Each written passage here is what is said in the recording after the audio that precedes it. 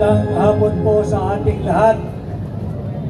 Nais ko ho kayong lahat pasalamatan at ako ay inyong inanyayahan dito sa inyong ginagawang taunan na pagmamarcha ng mga uring manggagawa ang puwersa ng obrero dito sa Liwasang Bonifacio.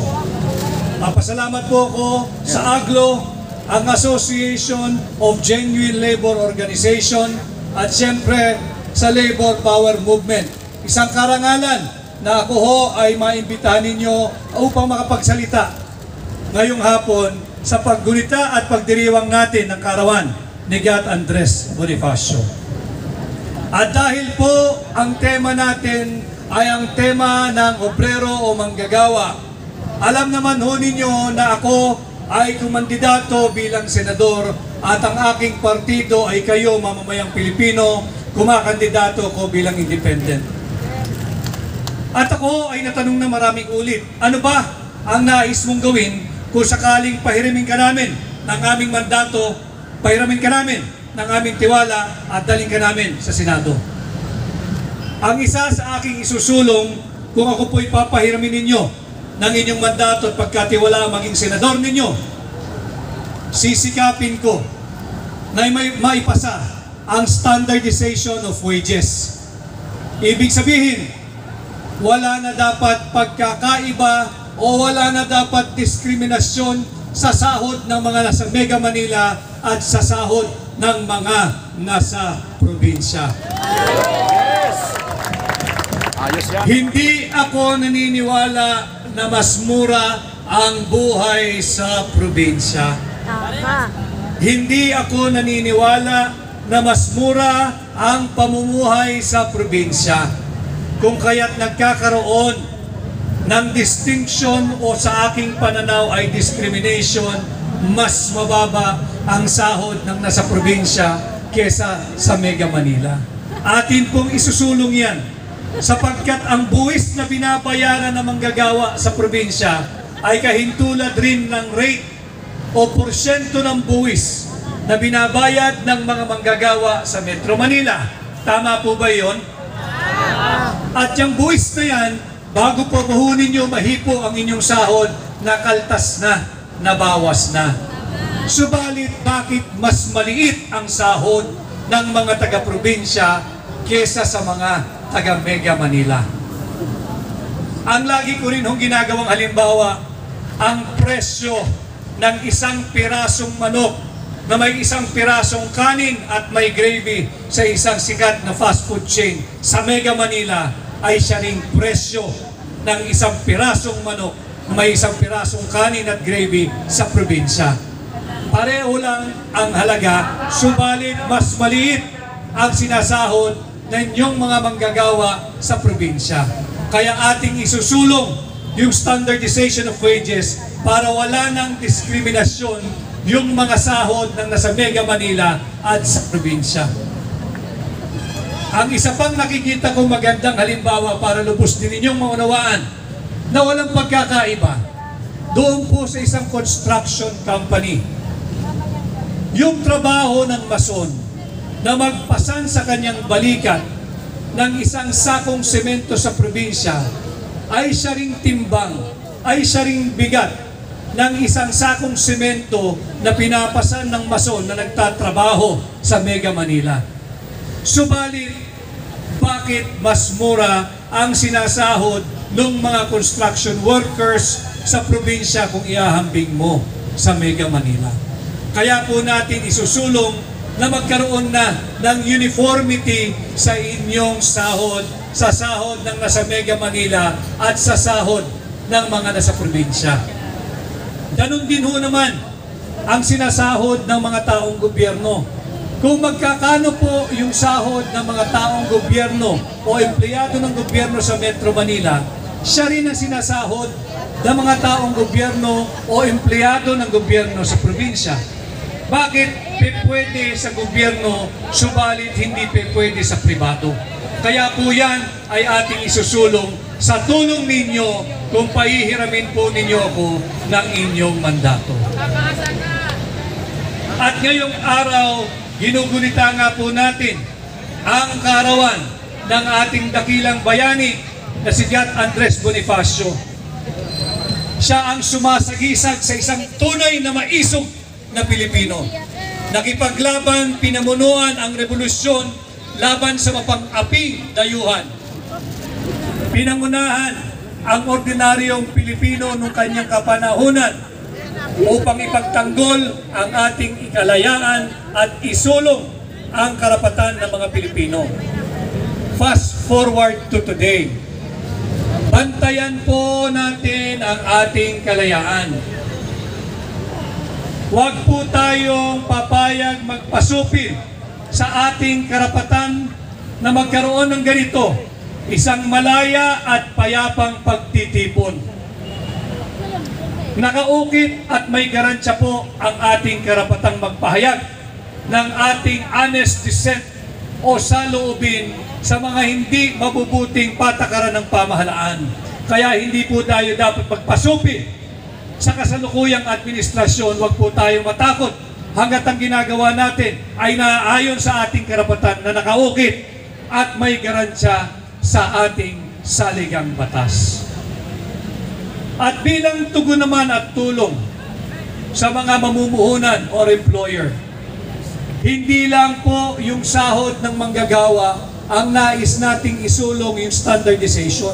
Kinakailangan natin protektahan din ang mga negosyante, ang mga mamumuhunan, ang mga investors mula sa pangmumolestya at korupsyon ng gobyerno. Kaya po isa rin sa aking pangunahing isinusulong bilang tunay at maisog na oposisyon ay yung tinatawag nating war on corruption. Yung war on corruption, hindi po ito empty campaign slogan. Nais ko pong ibalik, may sa batas ang pagbabalik ng death penalty sa kasong plunder at droga na kinasasangkutan ng mga taong gobyerno at ng mga dayuhan o foreigners. Simulan po natin doon sa pagbabalik ng death penalty. Alam kong lahat kayo ay pagod na sa korupsyon, higit na korupsyon at talamak na korupsyon na nagaganap ngayon sa Marcos administration. Kaya po kung ako ay inyong tutulungan, isusulong kong maibalik ang parusang kamatayan o death penalty sa kasong plunder at droga. Simulan po natin sa plunder. Sisimulan po natin na amendahan ang plunder law. Ibaba natin yung threshold. Ang plunder po kasi mga kababayan, mga obrero, uring manggagawa na ating kasama ngayon. Bago ka makasuhan ng plunder, kinakailangan na kapag nakaw ka na ng hindi bababa sa 50 million pesos. 50 million pesos. Hindi ba malaking kalokohan at kahibangan? Naninanakawan na tayo. Wala tayong maisampang kaso, nanunood lang tayo dahil hindi pa umaabot sa 50 million ang ninanakaw ng mga korap na politiko. Kaya aking ipapanukala na babaan yung halaga ng plunder mula 50 million pesos, ibababa natin ito ng 5 million pesos. Sabi po ng aking nakausap, baka yan ay anti-poor. Ang sagot ko naman sa aking nakausap, kailan pa naging anti-poor yung nagnanakaw sa pera ng taong bayan at nakapagkamal ng 5 milyong piso? Ang 5 milyong piso ay ambisyon lang sa marami sa atin na magkaroon bago man lang pumikit ang ating mata dito sa mundo. Samantalang sila ay ninanakaw lang nila. Meron din ako nakausap, pag sinulong mo yung death penalty na maibalik sa kasong plunder, baka maging unpopular yan at kontrahin ka ng mga relihiyoso. Ang sagot ko naman, hindi ko nakikita na kukontrahin tayo ng simbahan o relihiyoso. Sapagkat ang tinutugis natin dito ay yung mga nagnanakaw sa pera nating mga Pilipino. Tama. Tama. Ang biktima ng pagnanakaw sa pera ng gobyerno, Hindi isa, hindi dalawa. Tayong lahat. Tayong 115 million Filipinos. At ang higit na masaklap, hindi lamang basta pera ang kanilang ninanakaw. Ninanakaw nila ang maganda sanang kinabukasan ng kabataang Pilipino at ng mga Pilipinong darating pa sa mundong ito. Kaya sabi ko, kahit basahin nila yung banal na kasulatan, ang nakalagay lang doon, huwag kang magnakaw. Period. Sa English ba? Thou shall not steal. Period. Hindi nakalagay doon, huwag ka magnakaw ng 50 million at kakasuhan ka ng plunder at mabibitay ka. Simpleng-simple ang banal na kautusan, huwag kang magnakaw. Kaya ating isusulong ang pagbabalik ng death penalty sa pamamagitan ng pag-amyenda ng batas ng plunder. Ibaba po natin yung threshold from 50 million to 5 million pesos at kung sino man ang mako-convict dyan, haharap sa kaparusahang bitay. Tama. Meron pa rin ng death penalty yung mga mayayaman at progresibong bansa na ating kapitbahay. Sa Singapore, meron ho silang hinatulan ngayon lamang, kahapon na may nahatulan po sila ng bitay. Sa Vietnam, yung dating mataas na opisyal ng Vietnam government, nahatulan din ng kaparusahang bitay dahil nagnakaw sa kaban ng bayan. Yan po ang nais nating isulong bilang protection din sa mga employer, sa mga investors, sapagkat totoo rin naman sila ay palagi ang namumulestya at biktima ng korupsyon. Kung hihilingin natin sa kanila ang pagkakapantay-pantay ng sahod ng uring manggagawa, wala ng diskriminasyon at wala ng distinction, marapat lang na bigyan din natin sila ng tulong at proteksyon laban sa mga abusado at magnanakaw sa gobyerno. At bilang panghuli, ang bansa po natin ay nahaharap sa pagsubok itong mga kapanahunan ngayon. Ipagtanggol po natin ang ating saligang batas. Inaabuso, naaabuso, alam kong nasusubaybayan ninyo yung ginagawang di umanong pagdinig sa Kongreso. At kagaya ninyo, bilang Pilipino, magkakasama tayo, naglalabas at naghahayag ng ating hindi pagsang-ayon sa pag-aabuso sa proseso na ginagawa sa Kongreso. Yung ginagawa ho nila ay hindi na investigation in aid of legislation.